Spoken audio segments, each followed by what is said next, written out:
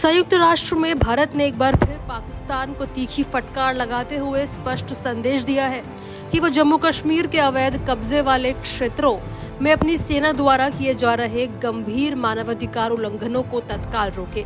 संयुक्त राष्ट्र में भारत के स्थायी मिशन की प्रथम सचिव भाविका मंगलनंदन ने पाकिस्तान के दुष्प्रचार का मुंह तोड़ जवाब देते हुए कहा कि पिछले कुछ हफ्तों में ही पाकिस्तानी सेना और उसके समर्थक गुटों ने पीओके में कई निर्दोष नागरिकों की हत्या की है, जो अपने मूल अधिकारों और स्वतंत्रता के लिए आवाज उठा रहे थे।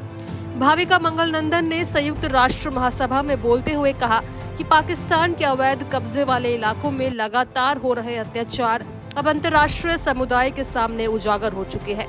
वहां की जनता पाकिस्तान की सेना के दमन, क्रूरता और प्राकृतिक संसाधनों के शोषण के खिलाफ खुलकर विरोध कर रही है।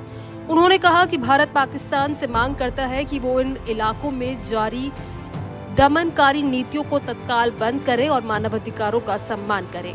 भारत ने पाकिस्तान द्वारा लगाए गए झूठे आरोपों को सिरे से खारिज करते हुए कहा कि बार बार झूठ बोलने और निराधार दावे करने से ना तो सच्चाई बदलती है और ना ही वास्तविकता। मंगलनंदन ने पाकिस्तान को करारा जवाब देते हुए कहा कि उसका दोहरा चरित्र और पाखंड अंतर्राष्ट्रीय मंचों पर चर्चा के योग्य नहीं है। उन्होंने कहा कि पाकिस्तान लगातार ऐसे मंचों का दुरुपयोग भारत की छवि धूमिल करने के लिए करता है, जबकि वास्तविकता ये है कि वही अपने देश और कब्जे वाले क्षेत्रों में मानवाधिकारों का सबसे बड़ा उल्लंघन करता है। भारत की प्रतिनिधि ने आगे कहा कि जम्मू कश्मीर के लोग लोकतांत्रिक प्रक्रिया में सक्रिय रूप से भाग लेते हैं, जो भारत की समावेशी शासन व्यवस्था का सबसे बड़ा प्रमाण है। उन्होंने पाकिस्तान के उन बयानों को अस्वीकार किया जिनमें भारत की लोकतांत्रिक प्रणाली पर सवाल उठाए जाते हैं। मंगलनंदन ने कहा कि जम्मू कश्मीर और लद्दाख भारत के अभिन्न और अविभाज्य अंग है और वहां की जनता सामाजिक और आर्थिक रूप से निरंतर प्रगति कर रही है। भारत ने पाकिस्तान द्वारा संयुक्त राष्ट्र के प्रस्तावों की गलत व्याख्या पर भी कड़ा रुख अपनाया। मंगलनंदन ने कहा कि अप्रैल 1948 में पारित संयुक्त राष्ट्र सुरक्षा परिषद के प्रस्ताव संख्या 47 में पाकिस्तान ने पहले अपने सभी सैनिकों और नागरिकों को जम्मू कश्मीर से वापस बुलाया। मंगलनंदन ने कहा कि अप्रैल 1948 में पारित संयुक्त राष्ट्र सुरक्षा परिषद के प्रस्ताव संख्या 47 में पाकिस्तान से पहले अभी अपने सभी सैनिकों और नागरिकों को जम्मू कश्मीर से वापस बुलाने को कहा गया था, लेकिन पाकिस्तान ने आज तक उस शर्त का पालन नहीं किया। उन्होंने कहा कि जब तक पाकिस्तान अपनी इस मूल जिम्मेदारी को पूरा नहीं करता, तब तक वो किसी भी अंतर्राष्ट्रीय मंच पर भारत पर उंगली उठाने का नैतिक अधिकार नहीं रखता। भारत ने संयुक्त राष्ट्र में अपने वक्तव्य के दौरान ये भी दोहराया कि मानवाधिकारों के प्रति उसकी प्रतिबद्धता अटूट है।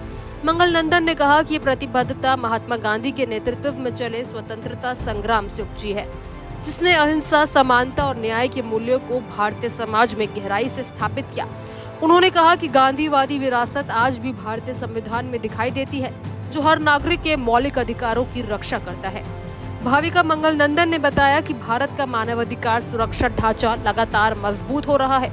न्यायपालिका, राष्ट्रीय मानवाधिकार आयोग और राज्य स्तर के आयोग मानवाधिकारों की रक्षा और संवर्धन में महत्वपूर्ण भूमिका निभा रहे हैं। उन्होंने कहा कि भारत न केवल अपने नागरिकों के अधिकारों की रक्षा करता है, बल्कि अंतर्राष्ट्रीय मंचों पर भी मानवता और शांति के पक्ष में खड़ा रहता है। वहीं भारत ने संयुक्त राष्ट्र से आग्रह किया कि वो पाकिस्तान के कब्जे वाले कश्मीर में हो रहे अत्याचारों पर ध्यान दे और वहां के लोगों के मौलिक अधिकारों की रक्षा सुनिश्चित करने के लिए ठोस कदम उठाए। भारत ने दोहराया कि जम्मू कश्मीर भारत का अभिन्न हिस्सा है और रहेगा।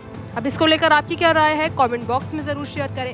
इसी खबर पर तमाम अपडेट्स के लिए हमारे चैनल को जरूर सब्सक्राइब करें।